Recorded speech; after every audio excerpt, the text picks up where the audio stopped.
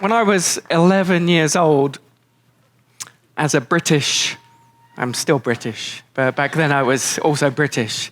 As a young British school kid, I was badly bullied. I had my head shoved down the toilet.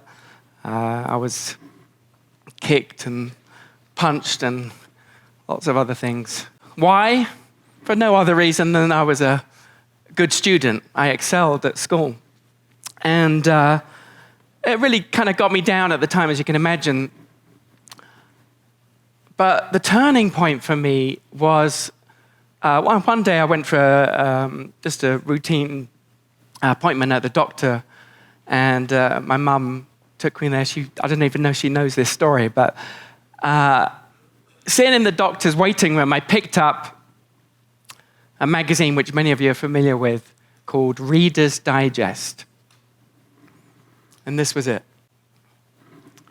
And inside that Reader's Digest was an article about a man whose name I had heard, but I didn't know anything about him. And that man is Walt Disney. And as I read his story, his background, very humble beginnings, he came from a very poor family, but with big dreams, I really resonated on a very deep level about some of the trials that he went through in his early teens. And I was just captivated. And I was about halfway through and I was called into the doctor's, and so I sneaked it in my pocket and I took it home and I stayed up that night and read every line of that article, and I read it several times, and I was just so taken by what this man achieved and his big dreams and visions. And from that moment on, as an 11-year-old, I was so captivated and fascinated by Walt Disney that I decided right then to study him in great detail. And so I went on to read every book that was out about Disney, and I've done that ever since. Literally every book, maybe 40, 50 different books about his life and experiences, every DVD, every movie, every documentary. So by this point, I really feel like I know him. But then I wanted to go further and study what he accomplished and how he accomplished it. Because Forbes did a study recently about the most respected companies in the world. And guess who's number one? It's Disney. Disney is the most respected company in the world. How many of you have been to either Disney World or Disneyland or one of the Disney parks? Yeah, virtually everyone in this room. So this man and the mouse is what really was a turning point for me.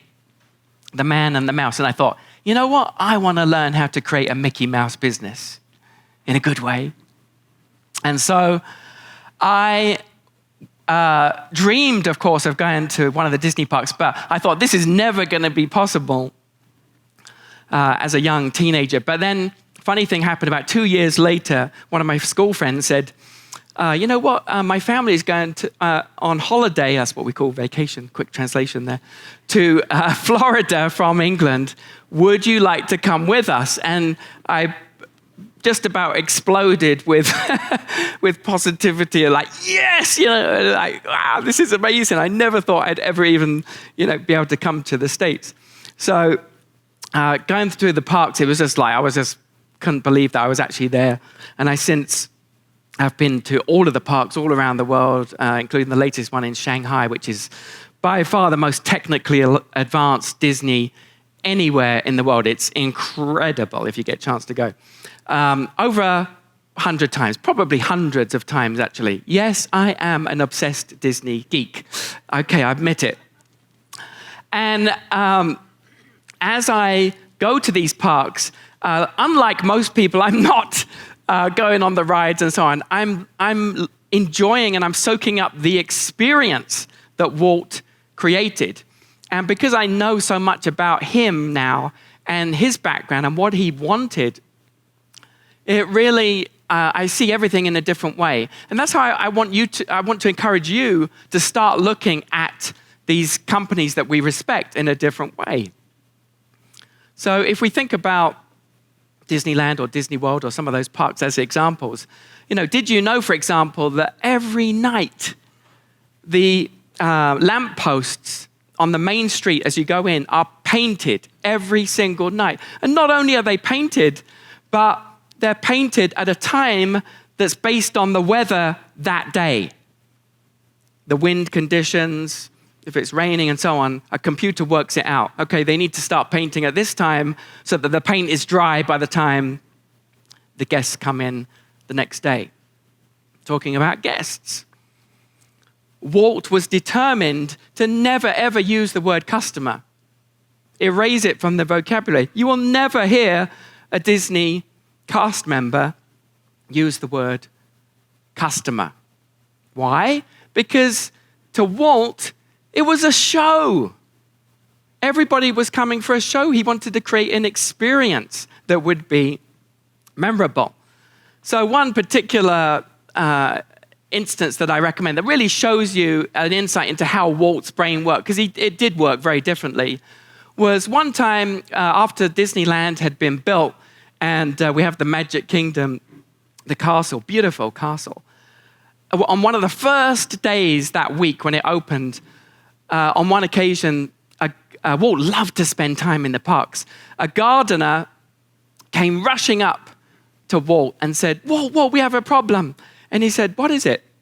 And the gardener said, the guests, he did say guests, the guests are walking across the flowers to take pictures of the castle. See over here? So Walt went to look. And you know what? Without a moment's hesitation, Walt replied, and this tells you how Walt was thinking. He said, the people are absolutely right. That is a great place to take photos. What we need there is a path, not flowers. Do you see the difference in the way that it wasn't about upsetting what the gardener had created. The whole thing is for the people, for the guests. So Walt also erased the word or the phrase no problem from their vocabulary when he trained the cast members. How many times have you been in a service type environment, maybe in a restaurant and so on, and it just comes automatically, the waiter or the person serving, oh, no problem. Why do they say that? Should it have been a problem? Do you see what I mean? Why should it have been a problem? If they're saying no problem, well, I didn't think it was a problem. How much better to use a phrase like my pleasure or you're welcome. You know what's funny? It's kind of ironic. There's these, you get from time to time these kind of cool, hip, trendy PR agencies. I have nothing against them, but they often are the culprits. Or some kid who recently graduated from Harvard, and he has this brilliant idea. He's just done he's got his core values up on the wall, and he says, you know what we should do is we should train people to not say no problem. And he thinks he came up with the idea. Walt came up with this 60 years ago. Why should we say no problem? Everyone in the service industry should say, you're welcome, or my pleasure. Don't you agree? Why should it be a problem? So this was who Walt was. This gives you a little insight into his creativity, his vision. Let me show you something.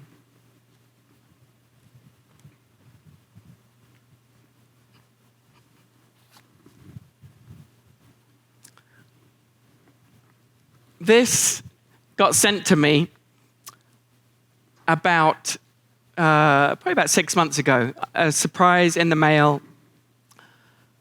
Someone had read my story and they found the original Reader's Digest from 1982. This is the exact one with that story. So you can imagine how I felt reading that. Incredible. So fast forward to today, it's my privilege to be in a select handful of people that Disney has approved to take entrepreneurs behind the scenes at Disney World. And I have this thing called the Magical Marketing Experience, which I know some of you have been on here, Joe, down here, Laura, hi. And what a thrill that is to be able to take groups of entrepreneurs behind the scenes. And in doing that, it made me realize, sort of a penny drop moment, you know what? There's never been a book written specifically for entrepreneurs and small business owners about Disney. There's so many books about his history, his biography, his life. There's so many books about here's how you can adopt Disney principles in a corporate environment, in sales and so on. But nothing had ever been written for entrepreneurs. And so 4 years ago, I undertook the task. I thought, you know what? I do feel qualified to write about someone who I've been studying for so long. And I'd like to show you something else. Over here, I'm proud to announce the launch today of my brand new book. It's literally been 4 years in the making. It's called Walt Disney's Way. Thank you.